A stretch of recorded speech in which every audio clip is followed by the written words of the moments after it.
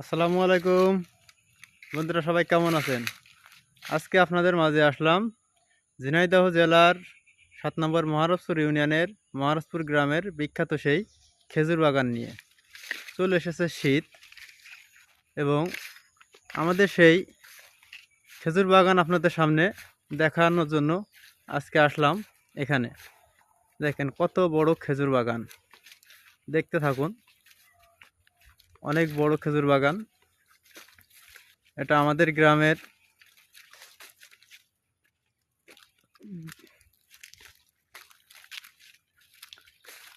এখানে আরো অনেক গাছ আছে, মেহগুন গাছ। এর আগে কিছু বাবলা গাছ ছিল, সেগুলো কেটে দেওয়া হয়েছে।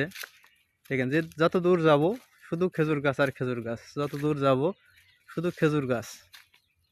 এখান থেকে আসলে রস সংগ্রহের কাজ চলে পুরো শীতের সিজন ধরে। যেহেতু খেজুর গাছ শীতের সিজনের, ইতিমধ্যে কিছু কিছু জায়গায় গাছ তোলা শুরু হয়েছে। এই সাইডের গাছগুলো এখনো তোলে নাই, তবে খুব শিগগিরই এই সাইডের গাছগুলো তুলবে। তাই আপনাদের মাঝে আমাদের সেই বিখ্যাত খেজুর বাগানের দৃশ্যটা তুলে ধরার জন্য আজকে আসলাম আপনাদের সামনে।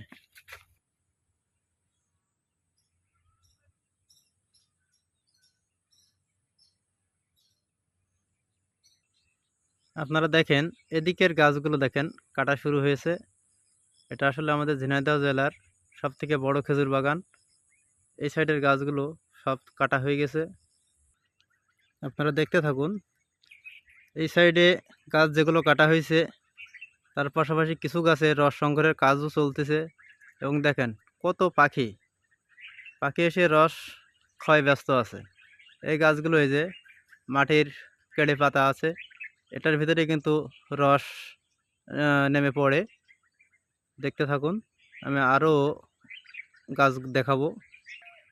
আমি সামনে যেদিকেই যাব শুধু খেজুর গাছ আর খেজুর গাছ, হাজার হাজার খেজুর গাছের সমারোহ।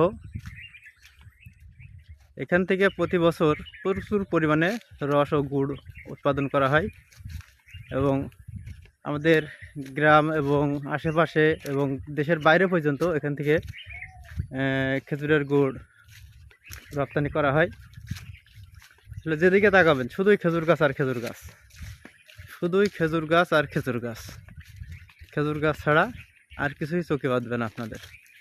এখানে অবশ্য খেজুর গাছ কাটার প্রক্রিয়া চলতেছে। সামনে আছে আমাদের সেই গাছি সাহেব,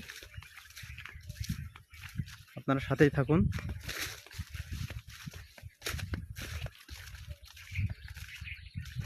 এই যে এখানে গাছ কাটার জন্য প্রক্রিয়া চলতেছে। তো বন্ধুরা, আজকের মতো এখানে শেষ করছি। সবাই ভালো থাকবেন, সুস্থ থাকবেন এই কামনা করি। আল্লাহ হাফেজ।